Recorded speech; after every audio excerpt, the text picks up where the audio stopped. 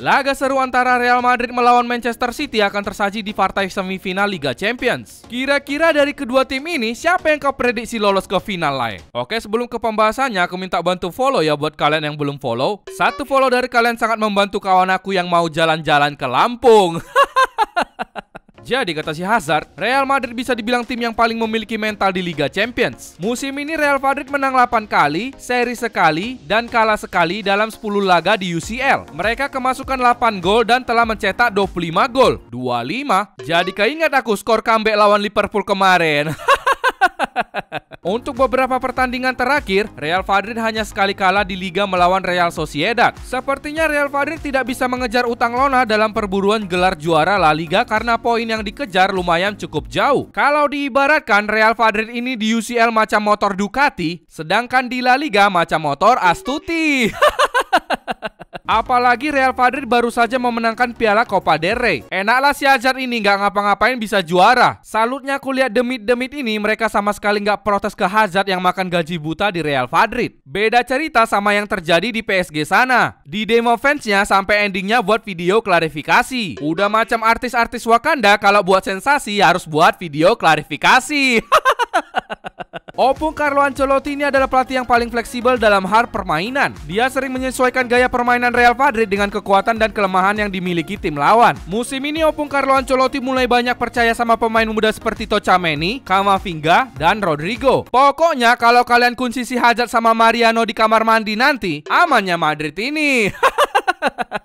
Real Madrid ini masih jadi tim yang jagonya mencetak gol telat di waktu laga belum selesai selama wasit belum meniup peluit panjang. Opung Ancelotti ini adalah pelatih pertama yang bisa menjuarai Liga Champions 4 kali. Benzema dan Courtois bakalan jadi pemain penting Real Madrid di lini pertahanan dan lini penyerangan. Satu lagi ada Vinicius Junior yang jadi salah satu pemain penting di balik suksesnya permainan Real Madrid. Untuk Manchester Goib, laga ini akan menjadi pembuktian mereka bisa menaklukkan Raja Eropa. Manchester Goib musim ini menang 6 kali, seri 4 kali tanpa pernah kalah sekalipun dalam 10 laga di UCL. Mereka telah mencetak 26 gol dan kemasukan 4 gol. Mantap juga pertahanan Manchester Goib ini di UCL. Maguire United pasti iri melihat pertahanan tetangga satu kosannya.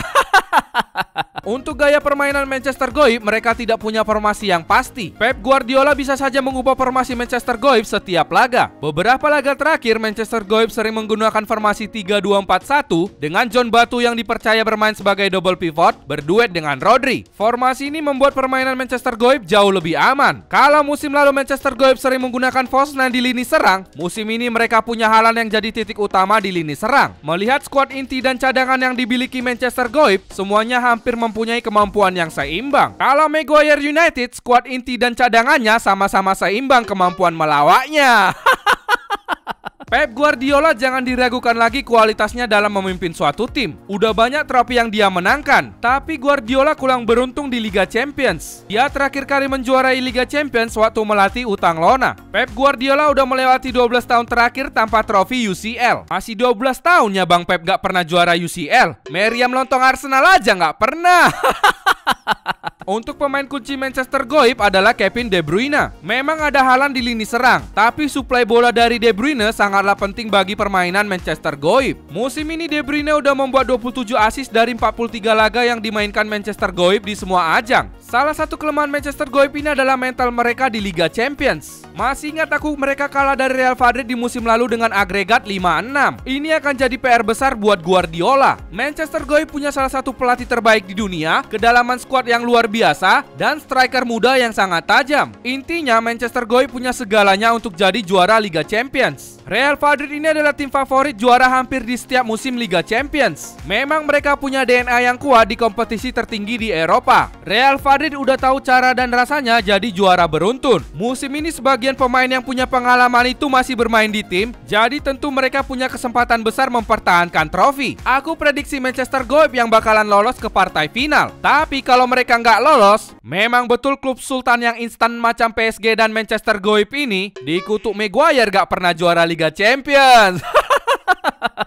So, siapa yang kalian prediksi masuk ke babak final? Real Madrid atau Manchester City? Coba tulis di komentar ya.